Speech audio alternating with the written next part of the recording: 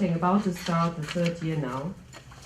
But it's also an event to take stock, to reflect, and to see what still needs serious addressing and improving in terms of awareness, in terms of gender equalities and inequalities, and also in terms of policies. Now, 2 years ago, I was very happy to co-host the event that was marking the beginning of the decade, and also we're launching the Make Every Woman Count website. Website you see here, which to my mind is really fantastic, both in terms of information, but also in terms of analysis. And I recommend everyone who hasn't done so to have a close look. And at the time, I remember I felt very impressed and humbled by Raina Tursau and her colleagues who put together this website, and I'm really pleased to see that it didn't stop there, but it's a work in progress. It's still going on. Of course, since then, 2 years ago, much has happened globally, everywhere in the world, in Africa, and particularly in the region that I'm personally more familiar with, which is the Middle East and North Africa. Today we're here to celebrate a second anniversary. Yes, it's already 2 years. We remember we used to launch the African Women's Decade 2 years ago, and I just can't remember where the time passed by. By the time you knew it, we already in the 10 years. So what is being done? How can we tackle the progress that government are doing, we as a women are doing as well? So today you have a room full of women in this table who, after me, I'm not a star today, they are, because they will be telling you what they have done, what fantasy jobs they have done that is most of the time hidden, people don't see, but these women are doing fantasy job. And for me, I will be first of all talking about the African Women's Decade, talking about how Make Everyone Count is really working to promote African women's rights, and also present to the annual report of the African Women's Decade. Women on the continent who actually are not aware that there is an African Women's Decade, and I think that's something that we need to work on. What does it take? You know, what are strategies to actually raise awareness? And the point I just wanted to mention, I'm thinking about this a lot, is this point of political representation. What does representation actually mean? Are we pushing, are quotas the way? We know that in some contexts, if it's only quotas and nothing else, what we have are the sisters, wives, daughters of male politicians who are representing us. At the same time, we do need female representation, but it's never enough just to have quotas. So I think these are issues we could discuss later on. But now let me invite Marie-Claire Faray from Common Cause UK, and she is going to give a quick speech as well. Again, I mean, I'm not going to introduce, they're all amazing women, but they are very long bios, so please have a look and read them, so I don't want to do this. Great way to take on what Ray and Naja has talked about. How can we make sure that the African Women Decade has got a meaningful result in 10 years? Because some of you might look at it and say, okay, this is another decade, 10 years, and after that, what are we going to do? We will have another 10 years because we need to be evaluating what's the achievement we have made and what are the challenges ahead. As a member of the Voices of African Women, which will be introduced later, and also a member of Common Cause UK, the platform of Congolese women here in the UK, I can testify that when you have framework and you have set targets, you can evaluate them and see what has been achieved. I am not a lawyer or a social scientist. I am a research scientist in infectious disease. And I think every woman, particularly us in Africa, where we see that our rights are being, how can I say it, just breached. When we see that our lives are not counted, we cannot sit back. We have to stand up together. Whether you are just a mother at home, you are a nurse, you know, you could be anybody. You have to stand up with those people who are lawyers, who are politicians, to make sure that change is happening in Africa. So we want women from every background to stand up for this decade. And it's true that it is not known, but we have to go into our community. Here in the diaspora, we have the opportunity. There are media, but in Africa, there are not. So whenever any of you have an opportunity to travel or even just to socialize with women in Africa, it's important to promote the Decade for African Women. It is important for us to be committed for these 10 years and seeing what have I done myself.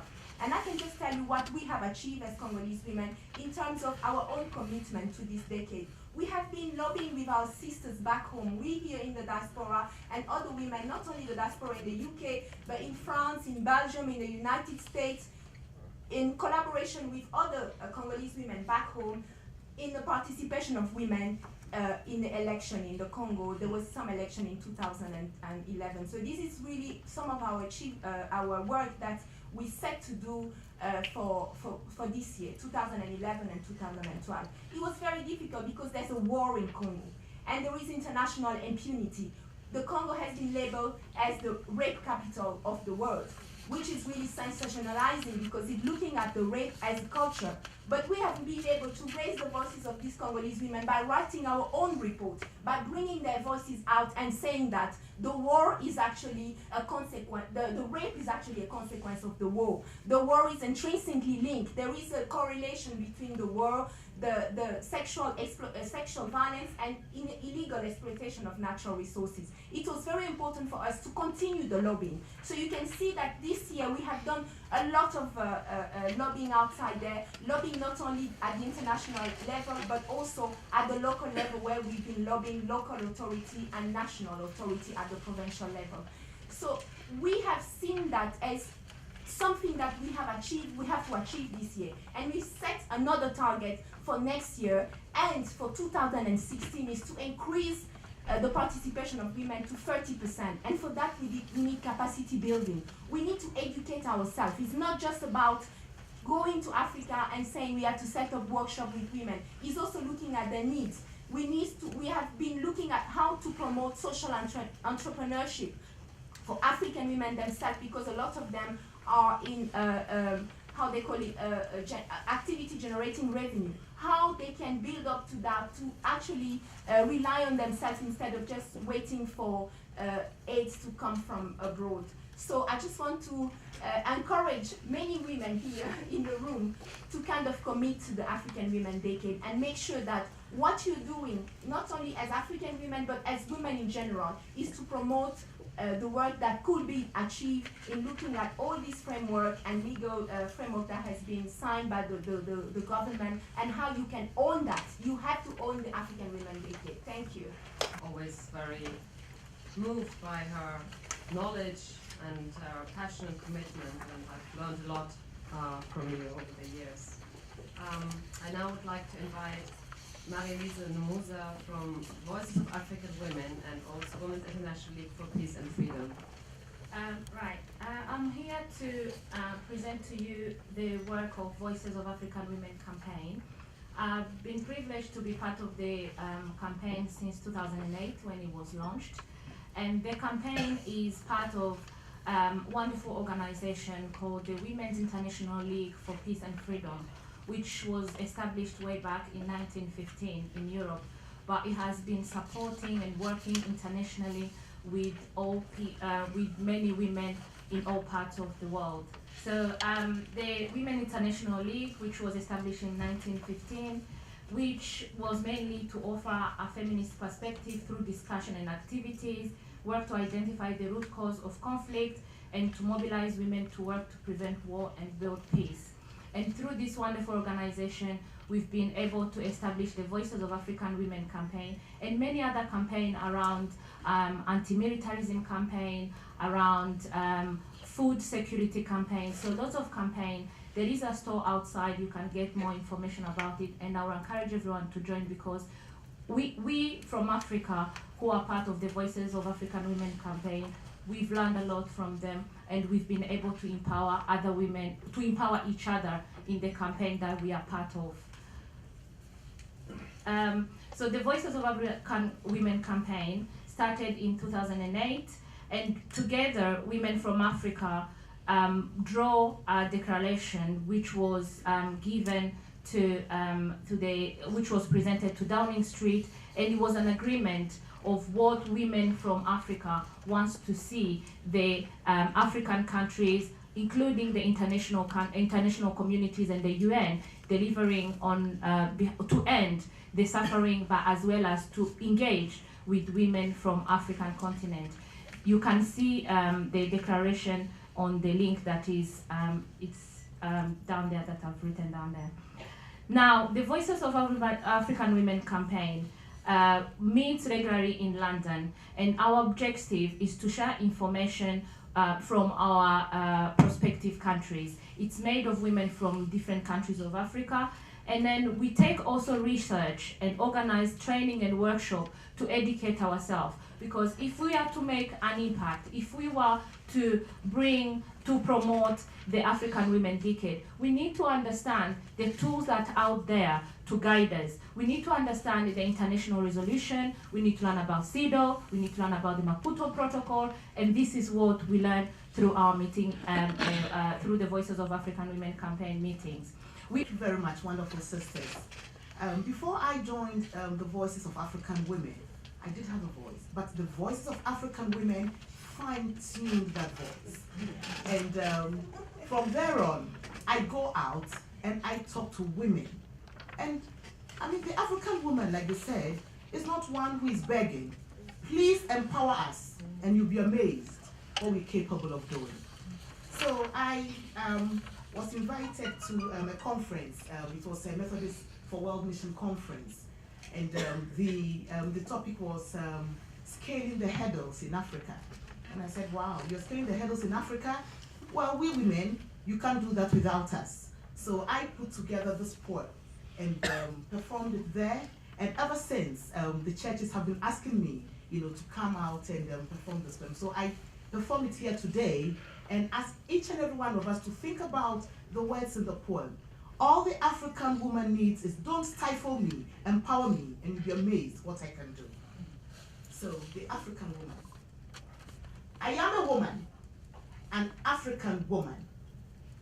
I till the land from dawn to dusk and carry my words in the African sun. Capable of being in the boardrooms and executive chambers, meandering through the corridors of power to the highest citadel. I am a woman, an African woman. I am a woman, an African woman with great responsibility for children, nephews and nieces, parents and grandparents, for the church, the community, the hub around which society revolves. I am a woman, an African woman. I'm really pleased and happy to be among you today when it is the 25th year of Sudanese Mothers for Peace organization, which I had the honor of creating and chairing until now.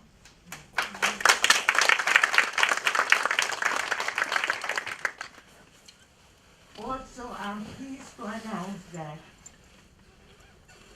it was a great chance to be part of the African Women Voices and to be one of the members as an organization of WILF, Women Internationally for Peace and Freedom. If I want to talk about the resolution 1325, or I want to talk about what was decided by the African Union for Women as Rights, I have to focus on the actual state of women in my country. In Sudan, unfortunately, we had the longest war in the ancient, in the present history. 50 years of continuous war. And you can imagine the effect of this on the life of not only the women, but also the entire community. You may ask, why Sudanese mothers for this? Why mothers for this? I lived in the south of Sudan when war was at its climax. Being a wife of a major officer in the army, I lived the real meaning of war. When I came back to the north and hold the post of the State Minister for Peace, there was a Ministry for Peace then. I felt that, yes, I am a woman, I have a post. There are 2 or 3 women in good posts, like ministers or state ministers or whatever. But what about the majority? What about those who are living in the villages, those who are working in the farms, of the women, and those who are looking after the cattle? This plus the war made me think that I must create an organization for women to try and aware the women about their rights and their needs. It is not enough to look at the decor we find in the capital and big towns, that tens of girls got the chance to be educated and go to the university and appointed like big officials.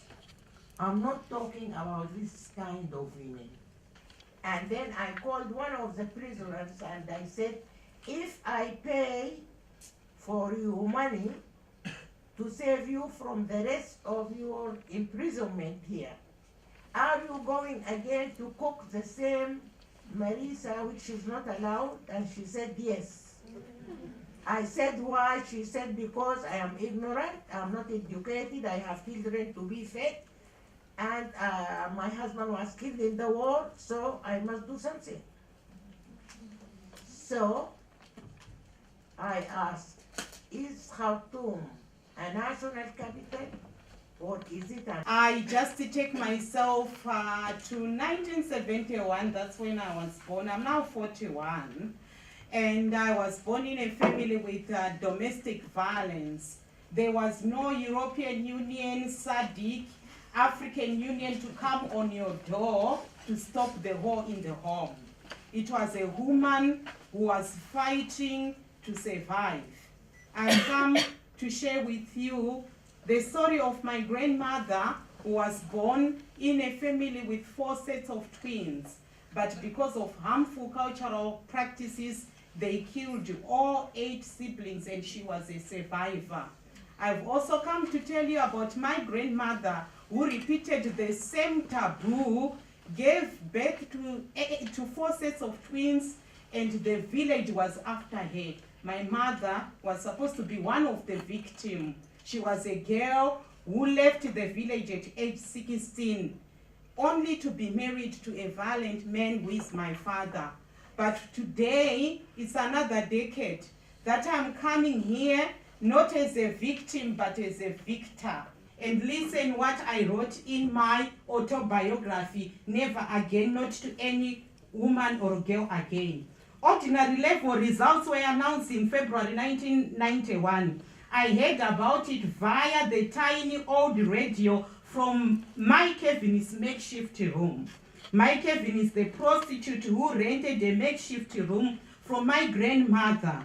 Many times I had to babysit her 3 boys when she went out at night for her male clients. She had so much respect for me because I was quiet and focused on my education. She admired me so much as she repeatedly told me she had the brains, but forced marriage at 13 led her to be a prostitute. She felt being exchanged by many men who would pay at different times in her life was much better than being exchanged for one bag of meal and to one man. She was a rebel of forced marriage. Each time she told me a story, she ended up saying, "Kusikufa ndekupi haji," translated, which means, whichever way Betty, I will die. Today I've also come to talk to you about the African woman who is a prostitute, about the African woman who is a vendor. If we don't catch them young, we will lose it. We start with young girls. Facilitate, instill, and provide the means. I don't have big logical frameworks to give to anyone, but what I simply do is to meet women from Africa. My workshop happens even in the tube station here. My workshop happens in the old bus. Let's go back. Tell a girl that, like Betty Makoni, you come out of the rebels. You come out of the war. You make peace in the village. We do have millions of girls right now who are just waiting for somebody. Even like my Kevin, who was a prostitute, who came into my life to say, "Betty, you can make it." It's really good to be back in SOAS. I did my master's here a few years ago, and it's really nice to come back home. We're here to celebrate the anniversary of the African Women's Decade, but also the anniversary of Security Council Resolution 1325. Raya's asked me to speak a little bit about this resolution, but before I do so, can I just have a show of hands as to who's heard of this before? Okay, so quite a few of you, but I also see quite a lot of people who don't really know about the resolution. I just wanted to start off with a bit of background. So 1325 was a resolution that was passed by the Security Council in 2000.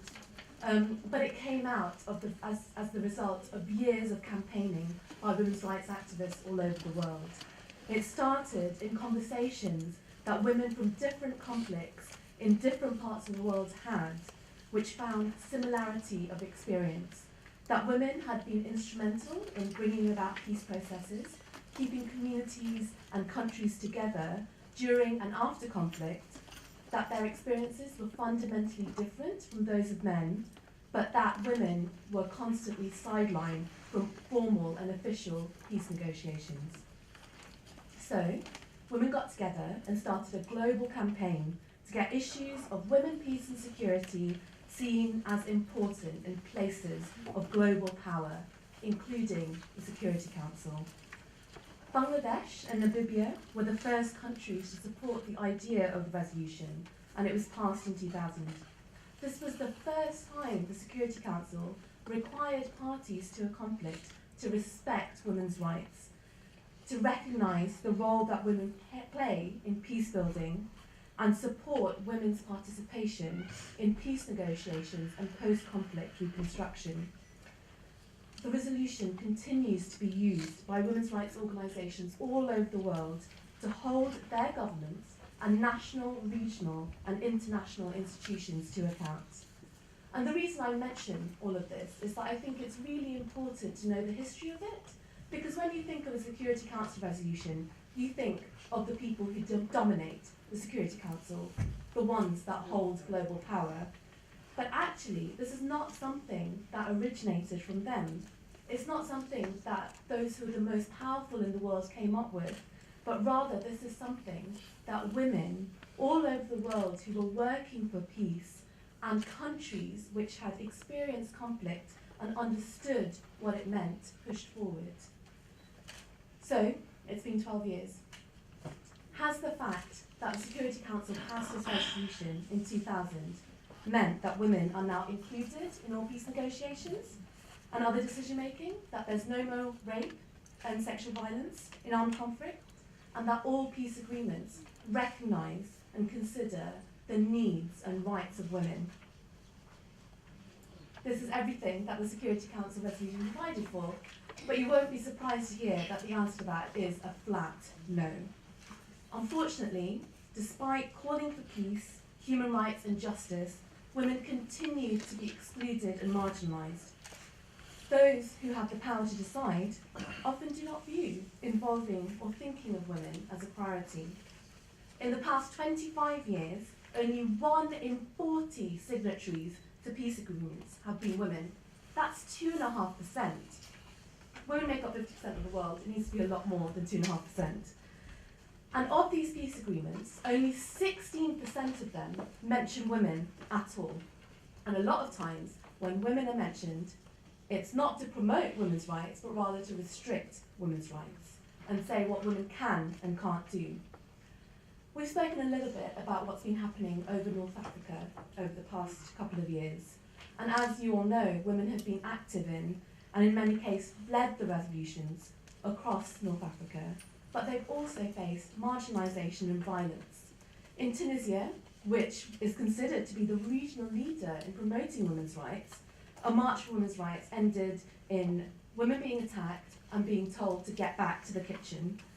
Women's rights activists in Egypt talk about an epidemic of sexual harassment in everyday life. One of my friends who works for a human rights organisation there lives 15 minutes walk away from her office, but drives to work, which takes her 45 minutes because of the traffic. Because when she walks to work, she's constantly harassed. And of course, we all know about the so-called virginity testing that was carried out on female protesters by the military to intimidate and discredit them. As one of the women's rights activists that I work with in Libya said, we've got rid of the big patriarch, but now we need to break free of the little patriarchs that are everywhere, in our families, in our communities and in our minds. And the sisters who have spoken before me have shown the situation for women across Africa continues to be that the strength of women's organising is not adequately reflected in national, foreign or international policies and practices. And of course, it's not just governments from the continent that do this. There are international institutions and foreign governments who are also complicit in this. The UK held a conference on Somalia earlier on this year. We saw the draft communique from the conference a couple of weeks before it was released. There was no mention of women's rights in it whatsoever.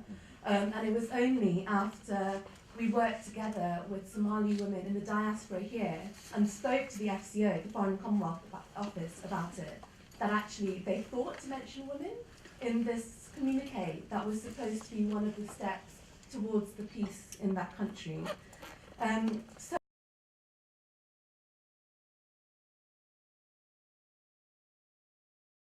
One of the main things that I'm working on this year is looking at the CSW, which is the Commission on the Status of Women, which happens every March. And my question, it's a question, but it's also an ask. Tonight has been so inspiring to listen to your stories and listen to your poems, and really kind of makes me feel like this is a real opportunity. And basically, just to put it in context, the CSW is Commission on the Status of Women. This happens every year in March. And last year was the first year that basically in 56 years no agreed conclusions were drawn. And this is a real worry in terms of women's rights and in terms of where we're at now. And the topic that will be presented in March this year is about violence against women and girls. And this is so, so important that we as women and as men work together to really kind of, create a movement around this to make sure that there are successful conclusions. And I suppose my question is, what is it that your organisations are doing in terms of trying to raise a profile about the Commission on the Status of Women, because it's unheard of really in this country, and two, whether you would be interested in working with me. I work for DIFU, but I'm also separately like a women's campaigner and activist about trying to create some kind of coalition or some kind of international movement where we can actually raise the profiles and raise the voices of women from Africa, from India, from England, from all over the world to basically make sure that this is successful and that we have agreed conclusions and move forward. Absolutely known within West Africa because of the poverty level. recently one of our ministers went on an interview and said that women are cheaper than chicken in Sierra Leone. And a group of us sent out a letter in UK trying to push it. The women organization within Sierra Leone never took it up because they didn't see it. They've accepted it. And I'm wondering, how did the Sudanese women, after the war and everything, how were they able to get their respect back? This problem of, yes, there is poverty. And there are families who lost their fathers or the people who are looking after them, and they are in need. Fortunately, Sudan has very restricted sort of behavior towards these things coming from the fact of Islam and other social behavior. I think this is the only thing that lessens the tend to be prostitutes and this. But there are. And there are other, bad behaviors. And this is what we are trying to control. And in this context,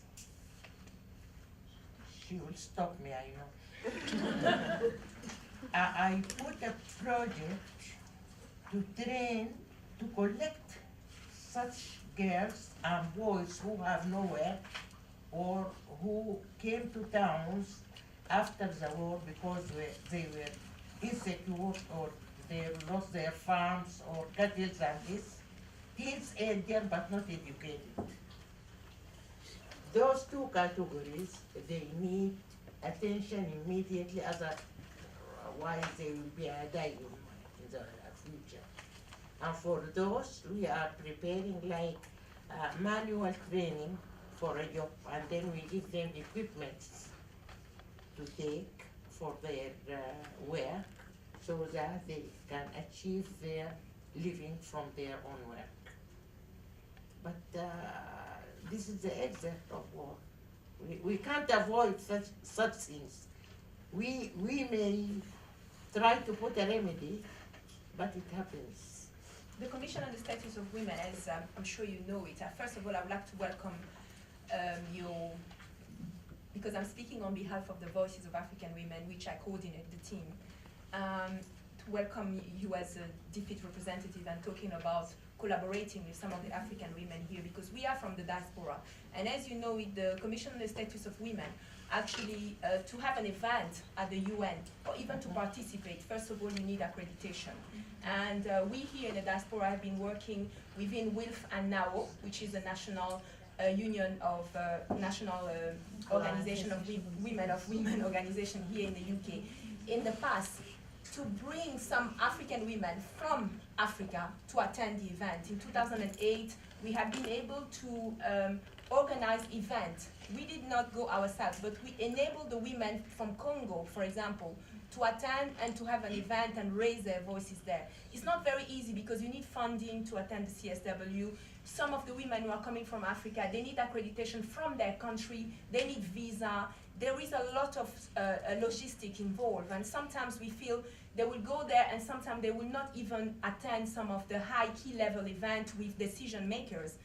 We welcome everything that DFID could offer for us, not only some of the women who are here who want to attend, but mostly to bring the women from Africa, because they are the one really who needs to be there and to be heard. So I think some of us can keep in contact with you to make this happen.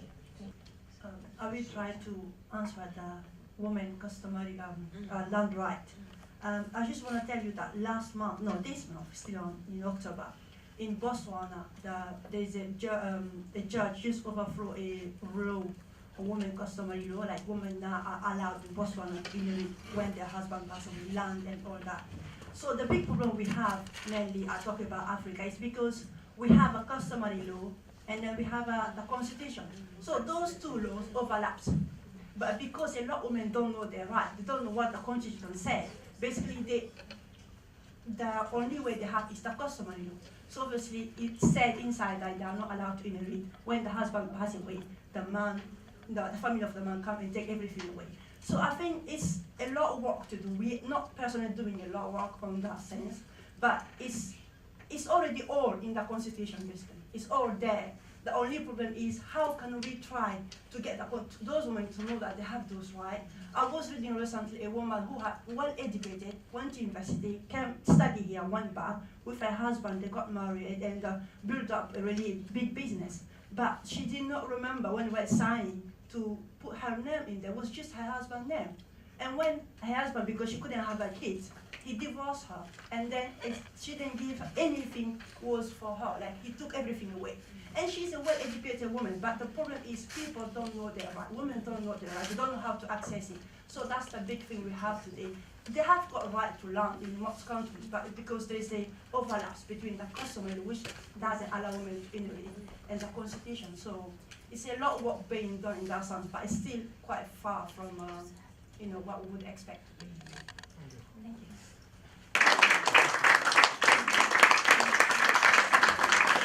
Thank you.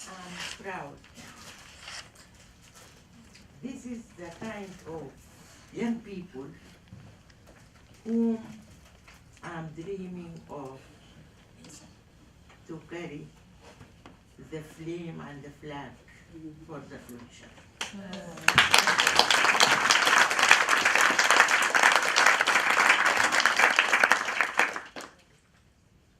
When I sit with them in a meeting, and I see how they think and they vote, I feel, oh. So there will be a continuation, and this is what we need. We all need. Thank you.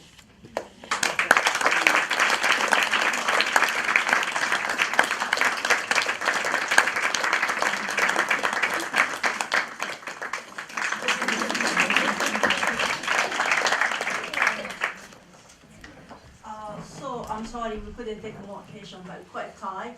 We still have the reception. There are some food.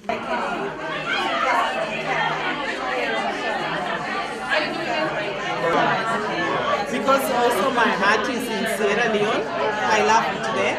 Uganda, one of my students is set up in Uganda.